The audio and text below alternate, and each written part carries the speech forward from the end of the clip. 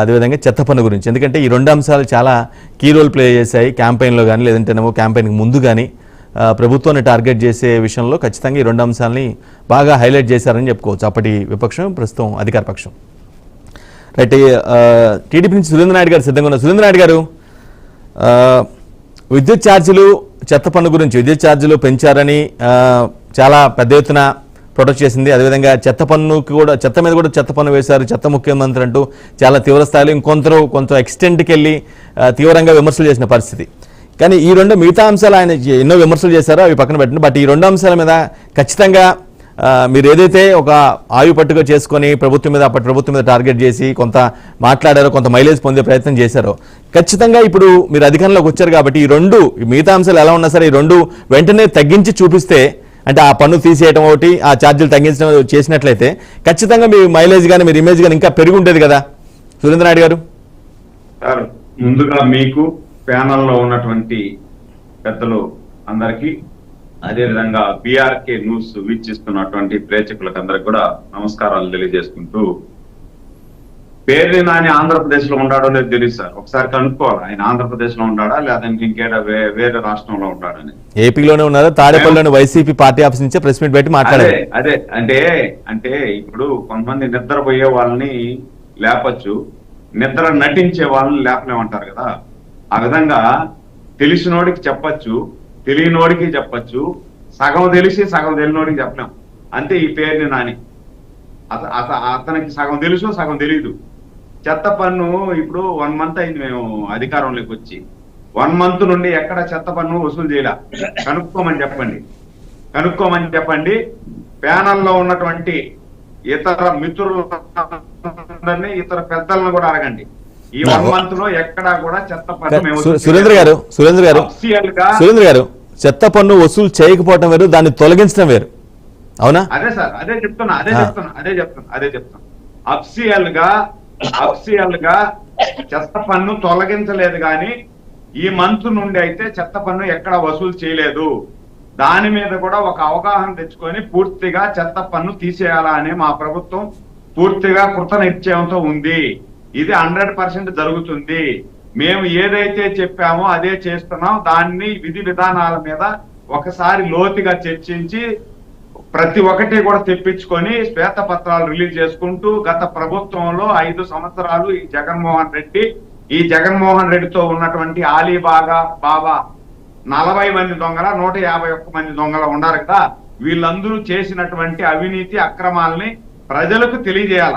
శ్వేతపత్రం రూపంలో ప్రజలకు తెలియజేసి ఎంత దరిద్రమైన పాలన వీళ్ళు అందించారు, ఎంత అప్పులు మన నెత్తిన పెట్టిపోయారు, ప్రతి రంగంలో కూడా ఈ విధంగా ఈ రాష్ట్రాన్ని కుదేలు చేసేశారు అని చెప్పి ప్రజలకు విశదీకరంగా చెప్పి, దాని తర్వాత 1 by 1 మేము ఇచ్చిన హామీలన్నింటినీ కూడా అమలు చేసుకుంటా వెళ్ళాలా అనేది మా ముఖ్యమంత్రి గారి నిర్ణయం, మా ప్రభుత్వ నిర్ణయం. దాని వల్లనే ఈ రోజు ఏదైతే అవ్వాతాతలకు 4,000 రూపాయలు పెన్షన్ ఇస్తామన్నావో అది ఇస్తూ, గత 4.5 సంవత్సరాల నుండి ఏదైతే ఉద్యోగస్తులు ఉన్నారో ఈ ఉద్యోగస్తులు ఎవ్వరూ కూడా 1వ తేదీ జీతం అనే దాన్ని మర్చిపోయినటువంటి సురేంద్ర గారు ఒక పాయింట్ స్ట్రైట్ గా ఆన్సర్ చేయండి. సురేంద్ర గారు, మీరు క్యాంపెయిన్ లో కానీ క్యాంపెయిన్ కి ముందు కానీ కరెంటు ఛార్జీలు పెంచవు అని చెప్పారా, మేము వచ్చిన తర్వాత తగ్గిస్తామని చెప్పారా? సార్ మేము క్యాంపెయిన్ లో ప్రతి క్యాంపెయిన్ లో మేము చెప్పింది ఏమంటే, కరెంట్ ఛార్జీలు 9 సార్లు ఈ ముఖ్యమంత్రి పెంచాడు. గత 2014 నుండి 2019 వరకు ఒక్కసారి కూడా మనం కరెంట్ ఛార్జీ పెంచలేదు. నాణ్యమైన విద్యుత్ ఇచ్చాము. ఈ రోజు నాణ్యమైన విద్యుత్ లేదు, కరెంట్ ఛార్జీ 9 సార్లు పెంచారు. మన ప్రభుత్వం వచ్చిన వెంటనే దాని మీద పూర్తిగా సమీకరించి ఏదైతే వీళ్ళు ట్రూ అప్ ఛార్జీలు ఏదైతే వేస్తున్నారో ఈ ట్రూ అప్ ఛార్జీలు అన్నిటినీ కూడా లేకుండా, కరెంట్ ఛార్జీలు పెంచకుండా, విద్యుత్ కోతలు లేకుండా చూస్తామని చెప్పినాం. ఆ మాట కట్టుబడి 2 రోజులకు ముందు గౌరవ ముఖ్యమంత్రి నారా చంద్రబాబు గారు విద్యుత్ దాని మీద శ్వేతపత్రం రిలీజ్ చేయడం జరిగింది. ఈ మంత్ లాస్ట్ లోపల ఏదైతే ఈ ట్రూ అప్ ఛార్జెస్ ఉన్నాయో ఈ ట్రూ అప్ ఛార్జెస్ అన్నిటినీ కూడా దాని మీద ఒక అవగాహన తీసుకొని ట్రూ అప్ ఛార్జీలు ఎత్తేయాలని మా ప్రభుత్వం నిర్ణయం తీసుకునింది ఆల్మోస్ట్ అది అమలు చేయడం మాత్రమే లేట్ అయింది. 35 సో తగ్గిస్తామని సురేంద్ర గారు మరోసారి అడుగుతున్నాను. సురేంద్ర గారు చూసుకుంటూ చేయాలా? రైట్, మరోసారి ఆ ప్రశ్న పాయింట్ అవుట్ చేస్తున్నాను. సురేంద్ర గారు అన్ని చేస్తారంటే అవుతుందా? సురేంద్ర గారు చెప్తారు పనికి మాలిన వాళ్ళు వీళ్ళు ఈ పనికి మాలిన వాళ్ళు చెప్తారు. ఈ పనికి మాలిన వాళ్ళకి ఇంకేమైనా పని ఉందా? 151 మంది నువ్వు ఇచ్చారు, 5 సంవత్సరాలు ఏం చేశారు ఈ పనికి మాలిన వాళ్ళు? 35 రోజుల్లో చేసేసేదానికి అవుతుందా? ఇదేమన్నా మన అరిచేతులు అర్థాలు చూపించేదానికి అవుతుంది? చందమామం చూపించేదానికి అవుతుందా? ఏం మాట్లాడతారు వీళ్ళు? పని బాట లేదు వీళ్ళకి. 11 మంది అందుకే ఇచ్చింది వీళ్ళని, జనాలు 11 మందికి ఇచ్చింది వీళ్ళని అందుకే. కాబట్టి నేనేమంటానంటే దాదాపు ఇప్పుడు 35 రోజులు అయింది, ఇంకొక 1 మంత్ వెయిట్ చేయండి. సురేంద్ర గారు ఆల్రెడీ చెత్త పన్ను ఒకసారి నా మాట వినాలి. చెత్త పన్ను తీసేస్తాం పూర్తిగా. సురేంద్ర గారు నా మాట వినాలి ఒకసారి. అంటే ఆయన అఫ్ కోర్స్ విపక్షం కాబట్టి ఆయన పాయింట్ అవుట్ చేయడానికి అవకాశం ఉంటుంది, ఆయన డ్యూటీ కూడా అదే అని చెప్పుకోవాలి. కానీ ఇక్కడ ఒక ఆసక్తికర విషయం ఏంటంటే ఈ రెండు కూడా మీరు ఒకటేమో తగ్గించడమో లేదంటే ఒకటేమో తొలగించడమో ఈ రెండు చేసినట్లయితే ఇంకా మీ మైలేజ్, మీ పార్టీ మైలేజ్, మీ పార్టీ ప్రభుత్వ ఇమేజే పెరుగుతుంది కదా. అది ఆ పాయింట్లు ఎందుకు ఆలోచించట్లేదు? ఇప్పుడు మేమేదైతే కూటమి ప్రభుత్వం హామీ ఇచ్చిందో ఈ హామీని తూచా తప్పకుండా నెరవేరుస్తాం. ఇప్పుడు దాదాపు మేము ఇచ్చిన హామీలలో దాదాపు 3 హామీలు నెరవేర్చినాం.